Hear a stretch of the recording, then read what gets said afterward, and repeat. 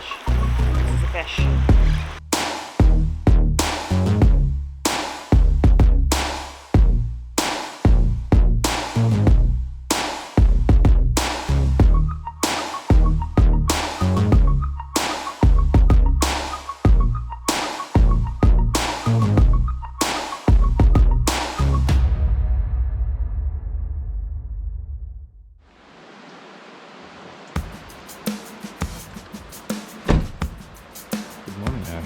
Good morning. It is day 2 of Steelhead soirée, and we are headed down to a cool spot that we found yesterday and hoping that we're gonna have some fish in it for us this morning. So we're gonna hurry up and get down to the spot, make sure we have a good area to fish for ourselves, and then we'll kind of assess our situation and go from there. So to the fishing spot.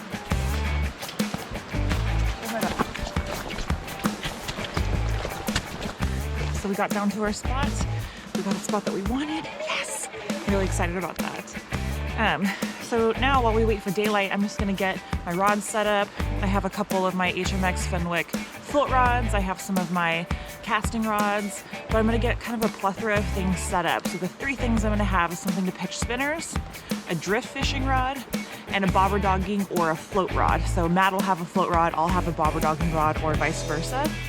So we have kind of any technique that we want to use at our disposal. So when we find something's working, you know, one of us can just switch to that. The other one, like we all have, both of us have matching rods. So we have, you know, 2 spinning rods, 2 this, 2 that. So we're ready for attack. We're ready to find the right strategy and go for it. Yesterday, beads under a vertical float worked really, really well. Actually, under a bobber dog, it didn't matter. If it was beads, it worked.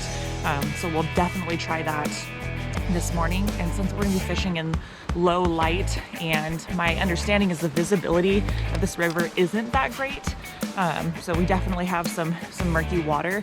It's probably cleared up since yesterday, but I can't imagine it's cleared up a whole lot. We had some snow melt yesterday. I would be very shocked if this is a clear river when the sun comes up. But so we'll be using some bigger beads, some a little bit brighter colors, things like that to get the fish's attention. That's the game plan. Let's see if it works. While we're waiting for it to get light, let me show you how I set up my float rods. Today I am setting up a little bit of steelheading gear for a trip that I have coming up. So one thing that I absolutely take with me every time I go steelheading is a float rod set up with beads for steelhead. So I'm going to show you how I set up the entire process, from what kind of floats I use all the way to the very presentation that I will be showing fish. So first thing first, I have a rod here sitting behind me, a float rod, and I have braided line on it. So the first thing I'm going to do is add my bobber stop, which is going to be kind of the first step in our process. So I have a couple different types of bobber stops. I have rubber, and I have these good old tying ones. Now, with braid, I like to use the tie ones over the rubber ones because braid is so slick and so strong that after a few times of that rubber bobber stop kind of nicking the eyes as you're reeling it, it starts to cut open the rubber piece of it. So I'm gonna start with this tie piece. So just slip that little baby off here. I'm gonna slide it up the line a little bit where I want it and pull each end. These are such a piece of cake, and I have that set up. The next thing I do is I add a couple of little beads, and I keep beads between the bobber and the bobber stop because the bobber can still kind of potentially slide over the stop. So we give the beads the place to buffer between those 2 points. So I kind of start with a smaller bead that goes towards the bobber stop portion, and then I use a slightly larger bead. So I've got just a slightly bigger one, and these beads, this little guy here, some of these glow in the dark. So in really, really low light, or you know, that very first light of morning, it can actually kind of help me see where my bobber is. The next piece is going to be adding a bobber. So I'm going to add a Bomac 3/4 ounce torpedo bobber for today. So slide that on there. And I'll give you a little tip here. You you only need one bobber stop, but I actually add two bobber stops, one above the float and one below the float. The reason why I do that is because if I do get hung up and my swivel or weight and from that point snaps down, a lot of people would lose their bobber. The bobber slips off the line and bye-bye down the river, and the next person gets to see it float by and make some sort of comment about the guy upriver casting into the trees. But if you add some beads and another bobber stop under it, if everything breaks below it, you reel back in your bobber, you save yourself a little bit of money. You don't have to watch, a couple dollars go floating down the river to be somebody else's joke, and you're not littering out in the woods. So all of those things are great. So use a bobber stop below your float.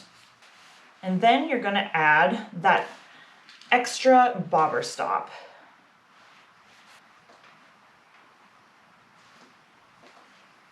And the next thing that you add after you have your lower bobber stop is an inline weight. So when you attach your inline weight, a couple of things to keep in mind. One is that you need to use a polymer knot to attach, because a regular sort of overhand knot is not going to hold for you with braided line. It could slip through, and the polymer knot actually clinches down on itself, and as it pulls, it gets tighter and tighter. So this is the ideal knot to use to add things onto your line when you're using braided line. So now we have the bobber and bobber stops. We have our inline weights. So when you pick an inline weight for your bobber, it's important to make sure that the weight underneath your float is going to be less than the recommended weight of the float. So I have a 3/4 ounce Bomac float, and my inline weight is 1/2 ounce. So that, along with anything under it, needs to be less than the weight capacity of the float. So this is going to be fantastic. When I add a bead onto it, we're still going to be less than the weight of 3/4 ounce. So we know that we will be just fine to move on. So for this presentation, I'm using a bead. Now the leader that I have has a little clear bobber stop to keep my bead from sliding all the way down to the hook. So I'm going to add two things to this leader. One is going to be a soft sort of bead, and it's actually more of a little cluster. And the other thing is going to be an actual bead. So I'm going to slide this on first because I want this closer to the hook. And I'm going to slide that all the way down to that bobber stop. And then the next thing I'm going to do is add a little tiny bead that is going to situate itself underneath my hard bead and act as a stopper. So I'm going to run this little guy through. I'm going to measure just a couple inches of distance above my hook, give it space between the soft cluster and the hook. And so I'm going to set it about 3 finger lengths above the soft bead. And I find that spot, I hold the bead there, and then I'm going to take my line and wrap back through the bead. And I'm going to come in the same way that I originally went in. So I'm going to create a loop with this. So before I pull that tight, I have a loop, my bead here in the middle, and now I'm just going to put the tag end of the line through that loop 3 or 4 times, because that is what's going to cinch down and hold this bead right in place. So with those, I'm going to slowly start pulling this closed. Before I do that all the way, I want to make sure, again, it's about 3 finger lengths. It sure is. So I'm going to finish that off, pull it all the way through, adjust as you go, adjust as you go. And now I have a little bead that is going to stay right where I need it to stay. Now this is important because when I'm using a hard bead, I want it to be able to slide a little bit, but I also want it to be able to stay and stop at a certain point if I set the hook. Now, if you set the hook and the fish grabs this, it could slide all the way down to the hook. That's okay. This is a soft bead. It's going to give, and it's not going to stop and necessarily close this gap between the shank of the hook and the tip of the hook, and thereby maybe helping the fish get away or give it a leverage point to pull away from the bead. So now when they grab this bead that's a little further up and I rip and give it a good hook set, it's gonna fly right through the fish's mouth and the fish is gonna get stung by this hook. So I'm essentially fishing along with two sorts of setups, and when they are tumbling along in the water, this looks a lot like, you know, how loose eggs would be floating around together. So a fish would hopefully see this, say, hey, that looks like a tasty snack. That seems pretty non-intrusive. It's gonna grab it, and then I'm gonna be able to set the hook. So now that I have my setup here, all I have to do is add it to my inline weight by tying it to the bottom. And since this isn't braid, you can use whatever fisher knot that you feel most comfortable with. And the end result is I have a float fishing setup that's ready to head out and go steelheading.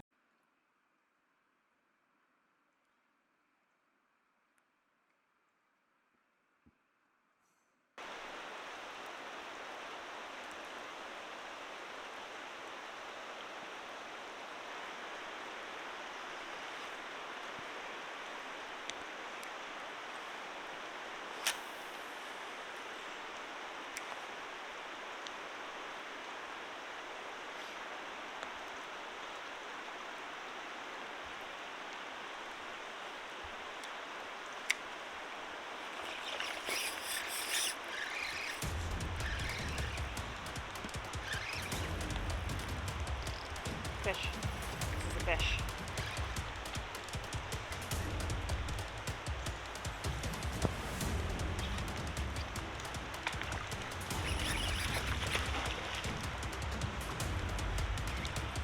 Hot one. Fish are moving.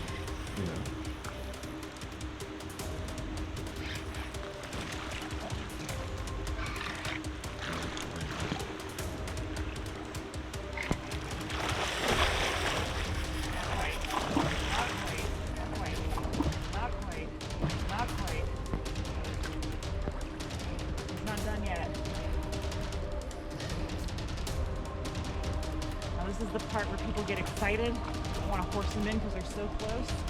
This is also the point where you have to exhibit patience. Steelhead is a finesse sport. Ready, buddy? You bet? You bet?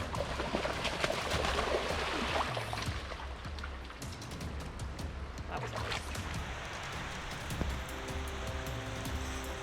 Sit down. Thank you, sir.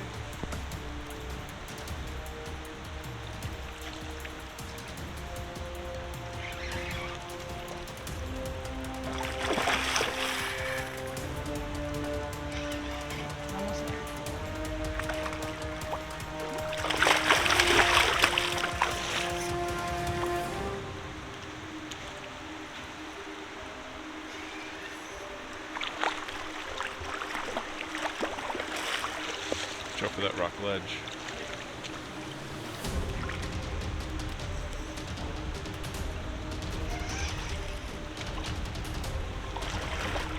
Holy shit.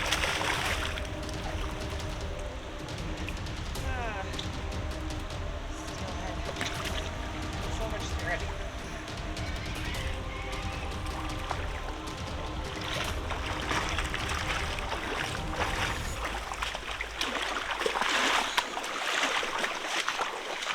There we go. Look at that hook placement. That's beautiful. That's perfect.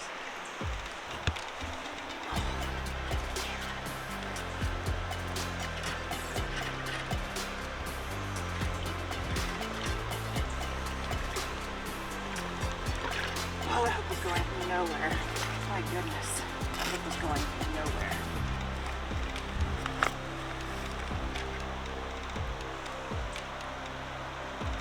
Whew. That's a good hook set.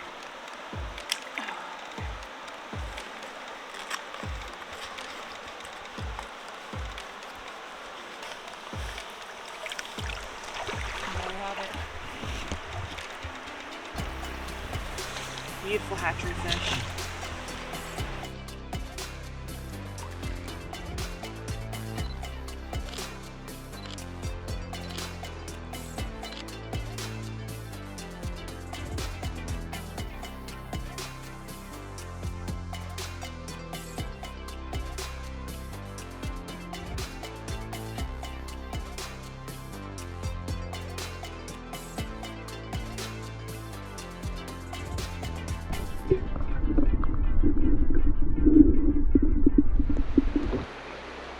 That fish was like not exactly what I expected. I think what I expected was smaller, you know, dime bright hatchery fish coming in, but that buck had some personality to it. He had some blushy cheeks.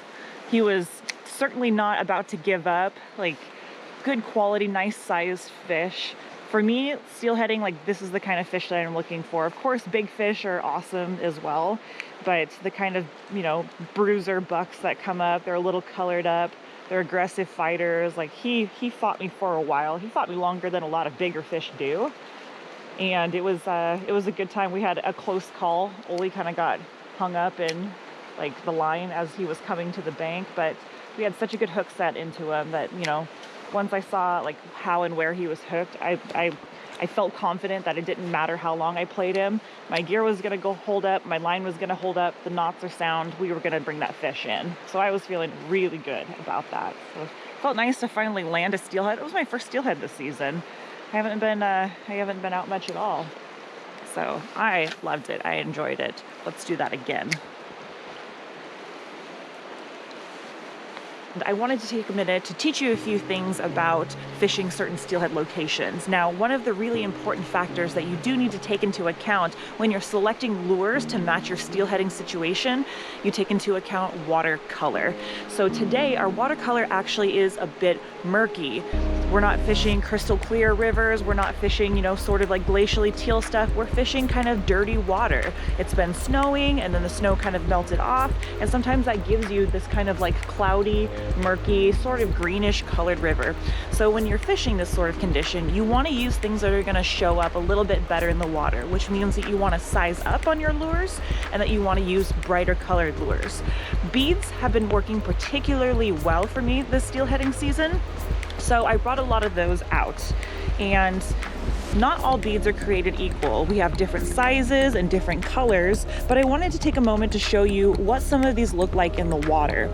Now, a good way to kind of select your beads is pick one that you think that might work, rig it up, and then drop it in the water. See if it's showing up really well. So I'm gonna drop this string of some of the beads that I brought in the water today so you can see what they look like in this murky water, and then you can select ones that show up a little bit better or ones that look a little bit that in contrast to the murky backdrop pop a little bit differently. So let's go ahead and get these in the water and take a look at them.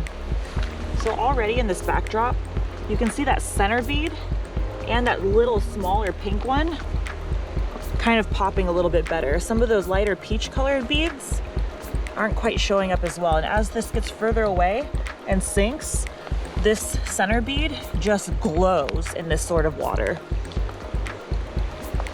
They all show up fairly well, but this bead and this bead on the side really, really popped against this murky sort of water. So when we're in murky water and part of the goal is to just get the fish to see what you're putting in front of it, this is a good way to source which of these are going to work the best for you. All right, so we just took a little bit of a break because we wanted to let the spot kind of chill for a minute. Sometimes, like if you've been working a place really hard, it's nice to give it, you know, a few minutes, 5-10 minutes sort of break and see if that can sort of get the fish to go again, or maybe give a chance for some new fish to come in and settle in and you're not just constantly casting on them. So we took a bit of a break and I've sufficiently soaked my little bead in some steelhead scent here. And now we're gonna get back at it. I think we're just gonna fish a couple hours longer.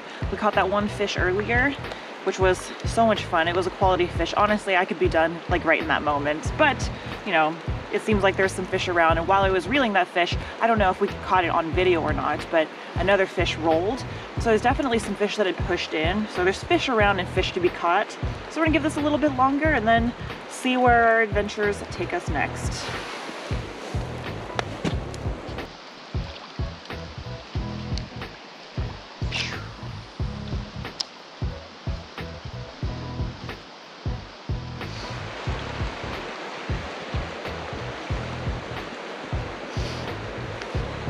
So I started just kind of working in that section, that kind of same line where I caught my fish earlier. And then I'm gonna work my way back a little bit towards the other side, and then I'm gonna bring a few casts in closer. And if that doesn't get me any attention, I might switch up my bead and do a different bead. Maybe a jig. I don't think I've run a jig yet today.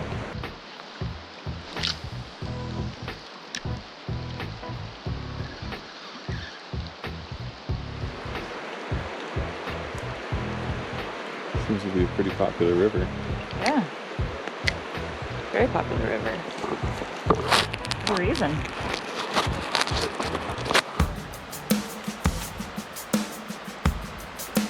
Ash, you hear? Huh? You can.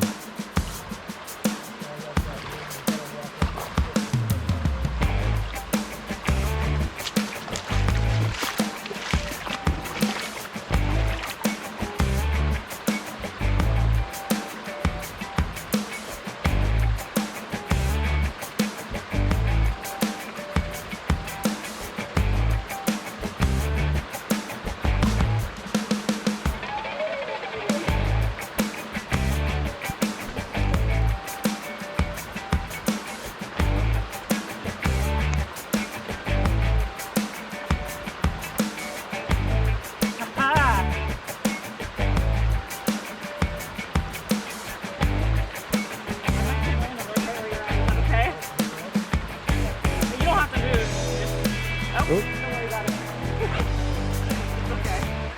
Alright, what just happened? Ugh, just lost that fish. All right, so the fish fought me downriver a little ways and like drug my line into this big grass patch. So the fish was like swimming upriver and my line was bowed in this grass patch, and that's bad news. So the best thing I can hope for is the fish to start swimming downriver and like slide me back out of it, which is what happens. So I got loose, but then I was on a whole bunch of river rocks, and with your leader just grating over those rocks and a fish just going wild, it did end up snapping my line. But it was certainly a good fight, and my instinct to kind of get back in that pocket to see if there was a fish there was right. So now I know a little bit more about where fish are, and I can get back at it again and hope for another one.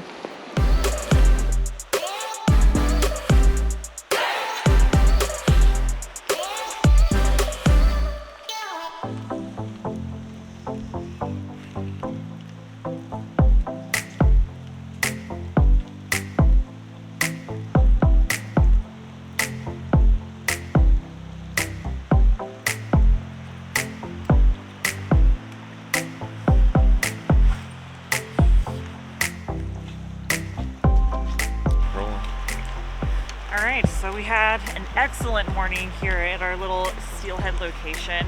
I was really happy to land that beautiful buck that I landed. I hooked into another one and lost it, but it was still a great fight. I'm happy with it.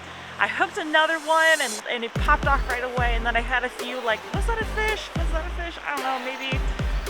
So overall, super productive day, very fun, but it is freezing out here, and there's more adventures to be had, not just this. So we're gonna finish breaking down poles, clean up, get the puppy warm, and then go see what else we can find around here.